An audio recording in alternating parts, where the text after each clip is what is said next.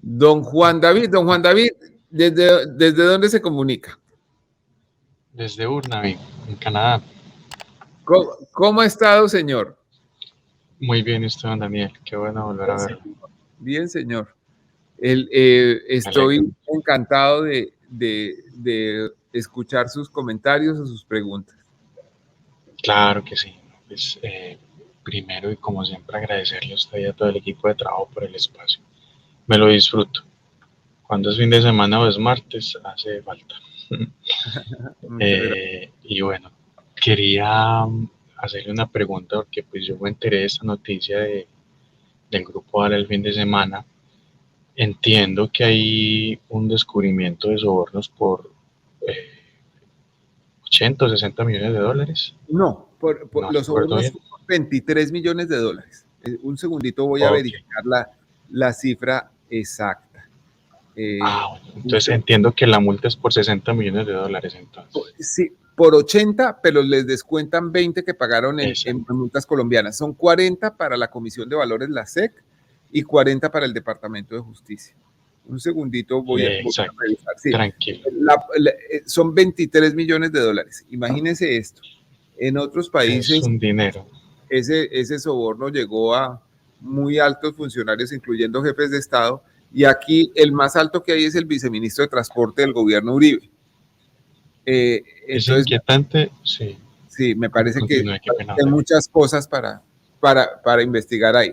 Señor, cuénteme, por favor. Entonces, entiendo que en Colombia se hizo un proceso, los encontraron culpables, pero en Colombia la multa, la cantidad de soborno por la que se juzgó es mucho menor a la que se juzgó en Estados Unidos. Entonces, mi pregunta es cómo eso podría afectar una decisión que aquí ya en Colombia, perdón, que allá en Colombia ya se juzgó. Es decir, se podría volver a abrir otro proceso, ¿sí? Y con base en esos nombres que están saliendo allá y esos procesos que se están destapando, es posible que la justicia en ambos países se compartan como para nosotros poder saber que finalmente cómo se impactó y poder de pronto tocar casos del extraño asesinato de este Sí, señor que era el abogado. sí, señor. Pues, don Juan David, mire, esto está saliendo de un documento que es una aceptación de responsabilidad del Grupo Aval. Esa aceptación de responsabilidad tiene, perdónenme un segundo, te llamo que estoy al aire. Perdón, es que No se preocupe, tranquilo. ese documento de aceptación de responsabilidad tiene 57 páginas. Las primeras 30 son la aceptación en sí misma, en donde el vicepresidente corporativo de Corficolombiana acepta las responsabilidades y lo firma también 3 abogados de Nueva York, de una firma muy prestigiosa, una de las más prestigiosas de Estados Unidos, especialistas en delito de cuello blanco, que actuaron como, digamos, como apoderados de Aval en este caso. Después de eso viene un anexo, vienen varios, pero hay uno que se llama el anexo A, que está titulado Statement of Facts. Ahí es donde está detallado cómo habría sido la ruta de estos sobornos. María Jimena Duzán hizo un gran artículo que fue la portada de Cambio, contando cómo había funcionado esto. Se los recomiendo a todos, vale la pena leerlo porque hay muchas pistas y uno puede releer. Pero lo más revelador de esto es la existencia de un nuevo soborno de 3.4 millones de dólares. Usted pregunta si es posible reabrir el proceso. Como este es un hecho nuevo, o sea, cada soborno es un delito distinto y autónomo y se debe procesar. Entonces, este es un hecho nuevo, debería dar lugar a apertura de nuevos procesos. Pero vamos a ver Okay. qué sucede ahora en la Fiscalía colombiana con esto. Sí, entendiendo lo que me dice don Daniel, entonces hay un nuevo soborno de 3 y punta de millones. Yo tengo entendido que en Colombia se juzgaron 6 punto algo de millones de dólares por soborno. Si la suma son 23, entonces no querría decir eso que no solamente se abriría uno, sino que se tendrían que abrir otros por los otros dineros que no se Claro que sí, se tienen que juzgaron. abrir tantos como conductas delictivas se identifican. Ah, ok. Don Daniel, y una última pregunta, qué pena. Señor Este es Juan con David. el caso de Petro, del hijo de Gustavo Petro, el presidente. Si en el proceso de defensa del presidente o como se está llevando actualmente, efectivamente se logra demostrar, supongamos que entró dinero, un supuesto de que haya entrado dinero a la campaña, no legal, pero que ni el presidente o la gente que administra la campaña se diese por enterado de estos dineros, ¿cómo se procedería? ¿Cuál sería una posible consecuencia? Eh, don Juan David, no tengo conocimiento de esto, pero el candidato ahora, por una nueva norma, tiene responsabilidad por lo que pase dentro de su campaña, sepa o no sepa. Vamos a mirar cómo evoluciona esto. Nicolás Petro y su ex esposa Daisuris Vázquez han declarado que ni el presidente ni el gerente de la campaña estuvieron al tanto de los dineros del Turco Ilzaca y de Samuel Santander López Sierra, pero hay otros dineros sobre los cuales hay preguntas. Vamos a ver cómo evoluciona el caso. Yo creo que en el curso de las próximas semanas vamos a tener evoluciones sobre el tema. Es que es algo así como si, digamos, mi hijo hubiese entrado un dinero que se robó a la casa, lo guardó en la casa, en mi casa, yo nunca me enteré, él cogió el dinero y se lo llevó y se lo gastó, y nunca me enteré. Entonces yo como papá entraría ahí como, venga, yo Sí, como controlo esa situación. lo que pasa es que, digamos, una campaña política no funciona como una casa. No es una receptación, sino que crea una responsabilidad extendida del candidato y del representante legal de la campaña.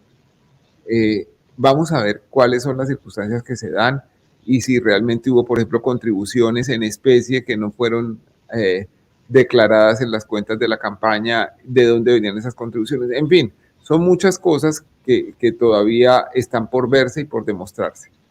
Mil gracias, don Juan David. Ah, Me da mucho gusto no, verlo. no, Daniel, por el espacio, le agradezco mucho. Que esté muy bien, sí, señor. Bueno, vamos con doña Gloria Inés Figueroa. ¿Dónde está doña Gloria Inés? En Cali, hoy desde Cali, Daniel, ¿usted cómo Ay, está? qué bueno. Bien, sí, señora. Disfrutando Cali, Sí, nuestra señor, hermosa ciudad. así es. Doña Gloria Inés, la escucho con atención. Bueno, como siempre, pues agradeciéndolo y felicitándolo por su trabajo. Tengo tres preguntas. Una pregunta es, con lo que se está dando en Estados Unidos con el Grupo Aval, adicional a la parte económica, ¿hay posibilidades de que haya acciones penales o de otro tipo? Sí, señora. El acuerdo de enjuiciamiento diferido otorga un espacio de 3 años para que se cumplan unas circunstancias a cambio del desistimiento de la justicia americana de perseguir esos delitos o algunos de esos delitos. Pero hasta ahora eso no es un proceso que esté cerrado. El acuerdo lo dice muy claramente que hay 3 años en la ejecución, para la ejecución de eso. Entonces, sí podría suceder que hubiera acciones en la materia penal contra otros funcionarios o directivos del Grupo Aval. Incluyendo los más altos directivos. Incluyendo los más altos directivos. Ellos dicen que están en un comunicado que sacaron diciendo que ya está cerrado el caso y que están exceptuados. Eso no es lo que dice el acuerdo de enjuiciamiento diferido que yo leí. Bien. La otra pregunta que tengo es, ¿en los Danieles tienen previsto entrevistar candidatos a la alcaldía o gobernación de otros diferentes a Bogotá? Sí, señor. Sí, señora. Ok, Tenemos previsto hacerlo y tenemos previsto quizás también hacer debates, pero vamos a ver cómo evoluciona esto. bien. Y mi última pregunta es sobre su metodología de trabajo, Daniel. Usted, pues, tiene, imagino yo, gran cantidad de fuentes, tanto personas como documentales, su mismo trabajo investigativo que ha realizado. ¿Usted cómo hace para organizar esas fuentes, usted se apoya en bases de datos, tiene un equipo de trabajo que organiza esa información, y si en algún momento usted ha publicado o piensa publicar un libro en el que hable de su metodología de trabajo en toda la parte investigativa y como periodista que es usted. Doña Gloria, tengo unos colegas que me ayudan y me respaldan en investigaciones y en verificación de información.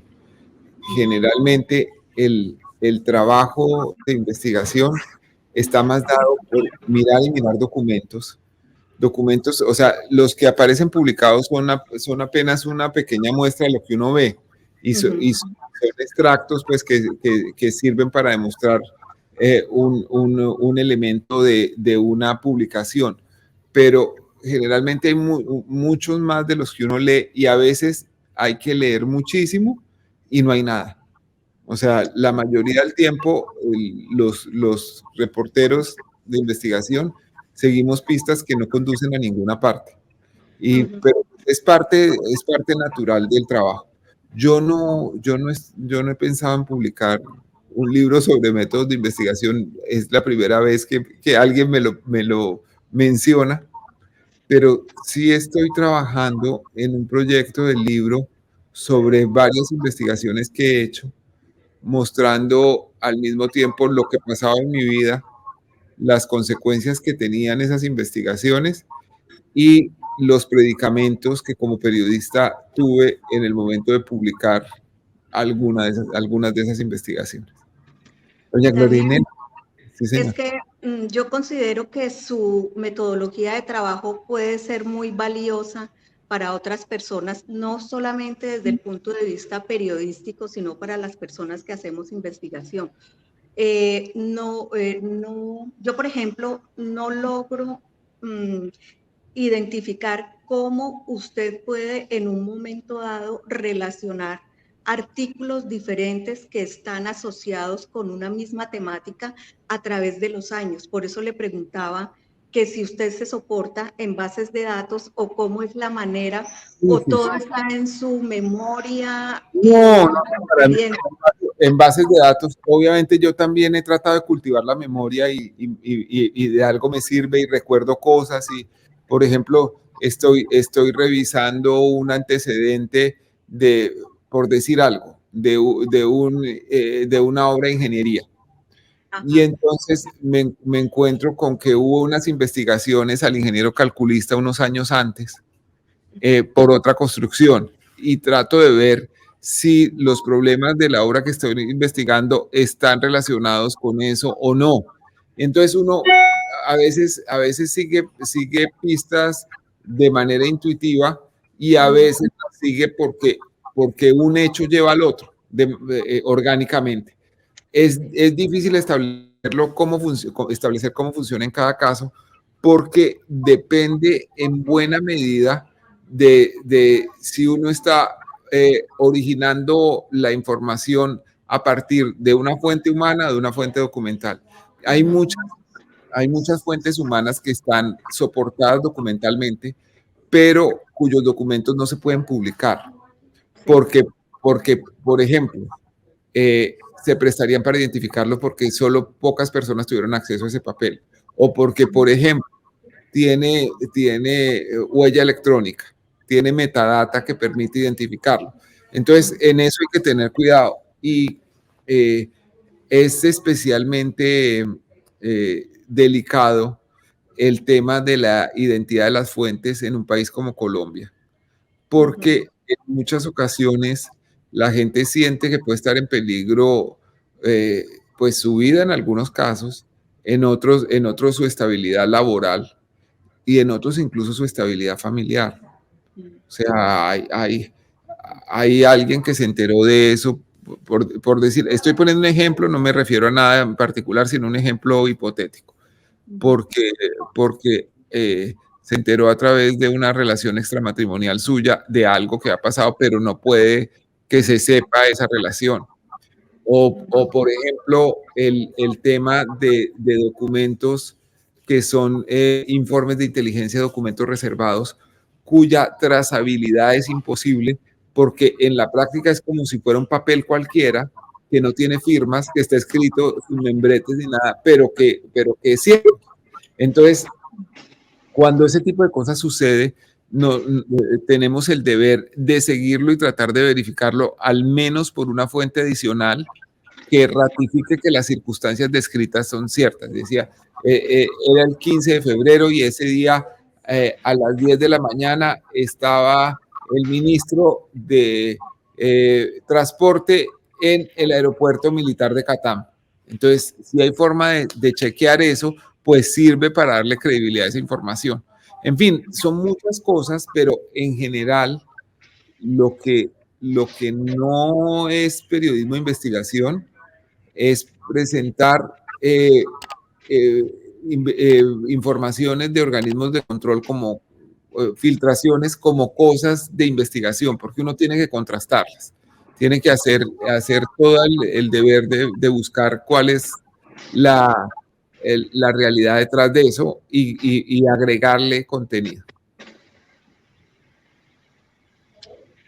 Muchas gracias.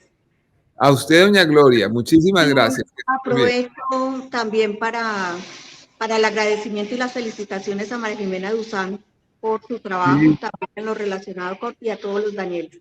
Muchas gracias. Muchísimas gracias, doña Gloria Inés, que esté muy bien. Muy bien, hasta luego. Hasta luego.